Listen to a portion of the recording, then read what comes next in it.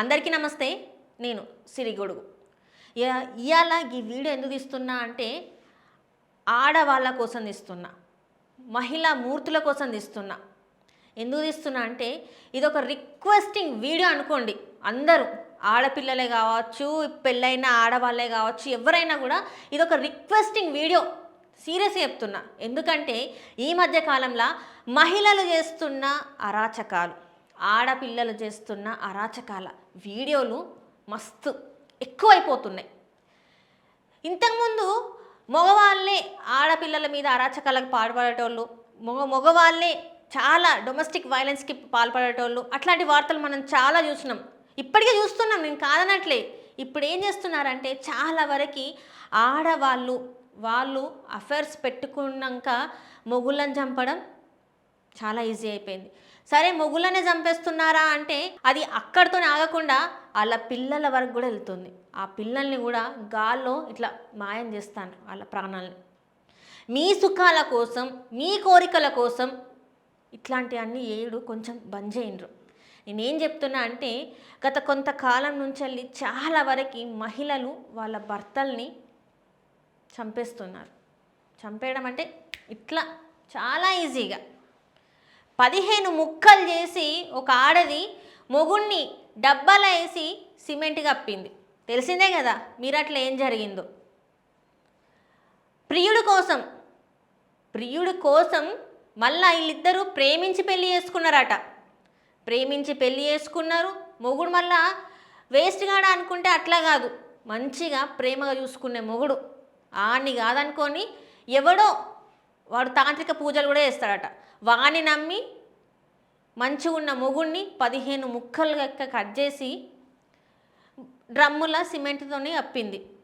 ఆమెకి ఒక ఆడపిల్ల ఉన్నది. ఆ ఆడపిల్లే బయట పెట్టింది. నాన్న ఈ డబ్బాలో ఉన్నాడు, ఈ డబ్బాలో పెట్టిండు అని చెప్పేసి ఆ పిల్ల చెప్తే ఆ ఘోరం మనం అందరం చూసినాం. అయితే గది మర్చిపోయినంటే అందరు ఇంకా మర్చిపోను కూడా మర్చిపోలే.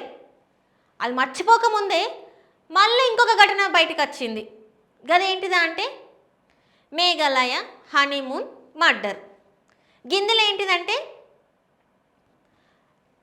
ఆల్రెడీ ఆమె ఒకరిని ప్రేమించింది, వయసులో ఆమె కన్నా చిన్న ఆమె.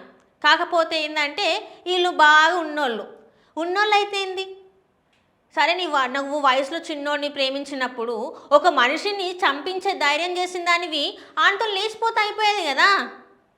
ఇప్పుడు 2 ఫ్యామిలీలకి నువ్వు 2 ఫ్యామిలీలు కాదు 3 ఫ్యామిలీలకి నువ్వు నష్టం చేసినట్టే కదా. నువ్వు ప్రేమిస్తే మీ అమ్మకి చెప్పినావు, మీ అమ్మ ఒప్పుకోనప్పుడు నువ్వేం చేయాలి? ఇష్టం లేని పెళ్లి చేస్తానని పోలీసులకు కంప్లైంట్ చేయాల్సింది ఉండే. లేదు అది కూడా కాదు అనుకుంటే నువ్వు ఇంట్లోకి వెళ్ళిపోయి రిజిస్టర్ మ్యారేజ్ చేసుకుని ఉంటుంది.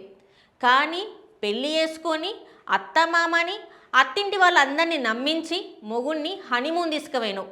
హనీమూన్ తీసుకుపోయినాకనైనా నువ్వేమైనా అక్కడ నీ మనసు ఏమైనా మారిందంటే రిస్ట్రిక్షన్స్ పెట్టినావు. హనీమూన్లో ఆయనతో సంతోషంగా ఉండాలంటే కామాఖ్య టెంపుల్కి పోవాలని చెప్పినావు. అట్లనే నమ్మిండు, కట్టుకున్నా కదా, పెళ్ళం కదా, ఆమె సంతోషంగా ఉంటే నేను సంతోషంగా ఉంటా అని ఆయన అనుకున్నాడు. ఏమైంది? ఆ సంతోషం కాస్త ఆవిరైపోయింది. చెట్లల్లో శవం కదా వెళ్ళిండు. ఇక ఇది మర్చిపోతున్నాం, ఇక అయిపోయింది, ఇట్లాంటివి మళ్ళీ పునరావృతం అవ్వద్దు అనుకున్న సందర్భంలో మళ్ళీ ఒక ఇన్సిడెంట్. అబ్బాబ్బా, ఈ ఇన్సిడెంట్ గురించి చెప్పాలంటే నాకు నోరు కూడా వస్తలేదు. ఒకలాంటి కంపరం వేస్తుంది. అసలు నేను ఆడపిల్లగా అయ్యుండి కూడా ఏంటి ఆడోళ్ళు ఇట్లా అయిపోయినరు. నేను ఆడపిల్లల్ని డొమెస్టిక్ వైలెన్స్ భరించమని నేను ఏడా చెప్పట్లే. మీకు మగవాళ్ళ నుంచి వెళ్ళి ఇబ్బందికరమైన పరిస్థితులలో మీరు ఉంటే మీకు కొన్ని ఆప్షన్స్ ఉన్నాయి. మీకు ఒకవేళ అబ్బాయి నచ్చకపోతే మొహం మీద చెప్పేయండి, మాకు మీరు నచ్చలేదు అని. కుటుంబంలో బలవంతం చేస్తున్నారంటే బయటికి వెళ్ళిపోండి, చాలా ఆప్షన్స్ ఉన్నాయి. మీరు ఒకవేళ ఒక వ్యక్తిని ప్రేమిస్తే వాళ్ళని ఇంటికి వచ్చి మాట్లాడమనండి. అప్పటికి కూడా వాళ్ళు ఒప్పుకోకపోతే బయటికి వెళ్ళి పోలీస్ స్టేషన్లో కంప్లైంట్ ఇవ్వండి. అది కాదంటే మీరు వెళ్ళి కోర్టు మ్యారేజ్ చేసుకోవచ్చు. ఎన్నో ఆప్షన్స్ ఉన్నాయి. లేదు బలవంతంగా పెళ్లి చేసుకుంటే ఆ తర్వాత డైవర్స్ తీసుకునే ఆప్షన్ కూడా ఉంది. ఈ మధ్యకాలంలో కోర్టు కూడా చాలా క్లియర్, అంటే చాలా ఈజీగా డివోర్స్ అయ్యే విధానాన్ని కూడా కోర్టు కూడా మనకి అందుబాటులోకి తీసుకొచ్చింది. అంతేగాని ఇన్ని ఇన్ని వెసులుబాట్లు ఉండగా ఎందుకు ఒక మనిషి ప్రాణాన్ని తీసుకోవాలనుకుంటున్నారో నాకు అస్సలు అర్థం కావట్లేదు. మీ అక్రమ సంబంధానికి ఒక మనిషి ప్రాణం ఎందుకు తీయాలి? ఆ మనుషులకు దూరంగా ఉంటే సరిపోతుంది కదా. కుటుంబ పరువు అని మీరు అనుకున్నప్పుడు ఇలాంటివి చేస్తే కుటుంబ పరువులు పోవా? ఇలాంటి సంఘటనలు చేయబట్టి మీ ఒక్క కుటుంబమే కాదు, మీరు ఎవరినైతే చంపుతున్నారో ఆ చంపే ప్రక్రియలో ఎవరెవరినైతే పెడుతున్నారో వాళ్ళ కుటుంబ సభ్యులు కూడా ఈరోజు కష్టాల పాలవుతున్నారు. వాళ్ళ కుటుంబాలు కూడా రోడ్డు మీదకి వస్తున్నాయి. ఇది మీకు అర్థం కావాలి. ఇక ఈరోజు సంఘటన చూసుకున్నట్టయితే యూపీలో ఒక మహిళ 25-26 సంవత్సరాల మహిళ, అంటే వృత్తిరీత్యా ఆమె భర్త చండీగఢ్లో ఉద్యోగరీత్యా అక్కడ ఉండడం జరిగింది. ఈమె యూపీలో ఉంటుంది. ఈమెకి 5 సంవత్సరాల ఒక పాప, 1 సంవత్సరం బాబు ఉన్నారు. ఈమె వాళ్ళ భర్త అక్కడ ఉండడం చేత ఇక్కడ ఒక వ్యక్తితోని అక్రమ సంబంధం పెట్టుకుంది. అయితే ఆ అక్రమ సంబంధాన్ని కొనసాగించడానికి అతనితో హనీమూన్కి వెళ్ళడానికి, ఇక్కడ గుర్తుంచుకోండి, అతనితోని ఎవరైతే అక్రమ సంబంధం పెట్టుకుందో అతనితోని హనీమూన్కి వెళ్ళడానికి ఈ చిన్నపిల్లలు ఇద్దరు అడ్డొస్తున్నారని రస్మలైలో విషం ఇచ్చి, అంటే రస్మలైలో స్వీట్లో విషం పెట్టి ఆ పిల్లలిద్దరిని చంపేసింది. ఇట్లా తీసేస్తున్నారు ప్రాణాలని. అంత ఈజీ అయిపోయిందా? ఒకప్పుడు ఆడవాళ్ళ గురించి మాట్లాడుతుంటే అసలు ఎట్లా ఇన్ని కష్టాలు భరిస్తున్నారు, ఎట్లా వీళ్ళు అసలు ఇట్లా ఉంటున్నారు, ఎందుకు తిరుగుబాటు చేయట్లేదు అని చెప్పేసి మహిళల గురించి చాలామంది పోరాడే వాళ్ళు ఉన్నారు. ఇప్పుడు ఇట్లాంటి కథలు వస్తుంటే చాలామంది ఏంటంటే మాకు కూడా ఈక్వల్ రైట్స్ కావాలని చాలామంది అబ్బాయిలు బయటకు వస్తున్నారు. అంటే అబ్బాయిలు తక్కువ చేయట్లేదు నేను అనట్లే, అబ్బాయిలు కూడా చాలా అంటే చాలా పనులు చేస్తున్నారు. చిన్న పిల్లల మీద అఘాయిత్యాలకు పాల్పడుతున్నారు. అది వాళ్ళు అట్లా చేస్తున్నారు, వాళ్ళకి కఠిన శిక్షలు పడాలని కోరుకుంటున్నాం. కానీ మనం కూడా మహిళలం అయ్యుండి అంటే ఇలాంటి పనులు చేయడానికి మీరు ఎందుకు ఇట్లా ఆలోచిస్తున్నారు? ఎందుకు ఇలాంటి ఆలోచనలు వస్తున్నాయి? కడుపున పుట్టిన పిల్లల్ని కూడా మీరు చంపే అంత ధైర్యం చేస్తున్నప్పుడు ఎట్లాగూ మీరు ఆమెను ఆ పిల్లల్ని చంపాలనుకున్నప్పుడు నువ్వు భర్త దగ్గర వదిలేయాల్సింది, లేదు అంటే ఏదో ఒక అనాథాశ్రమంలో ఆ పిల్లల్ని వదిలేయాల్సింది, లేదు అంటే వాళ్ళని రోడ్డు మీద వదిలేయాల్సింది. ఇంకా లేదు డబ్బులు కూడా కావాలనుకుంటే మీరు ఎవరికన్నా దత్తత ఇచ్చిన వాళ్ళు మీకు డబ్బులు ఇచ్చి ఆ పిల్లల్ని దత్తత తీసుకునేవాళ్ళు.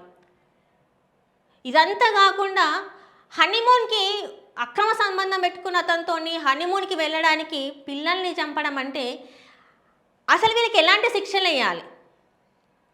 ఎలాంటి శిక్షలు ఇస్తే వీళ్ళ ఆలోచనల విధానం కరెక్ట్గా ఉంటుంది? ఎలాంటి కౌన్సిలింగ్ ఇస్తే ఇలాంటి వాళ్ళు కరెక్ట్ అవుతారు? ఇది ఆడవాళ్ళకైనా మగవాళ్ళకైనా, నేను ఒక్క ఆడవాళ్ళ గురించి ఆడవాళ్ళు ఇట్లా చేస్తున్నారని నేను అనను. ఇద్దరు చేస్తున్నారు, ఇద్దరిది తప్పు ఉంది. ఎందుకు ఇంత క్రూరంగా ఇంత క్రూయల్గా ఆలోచనలు వెళ్తున్నాయి? వీళ్ళకి ఎట్లాంటి సైకియాట్రిస్ట్తోని అంటే చాలా వరకు ఏంటంటే ఇట్లాంటి వాటికి ఆకర్షితులు అవుతున్నారు చాలామంది.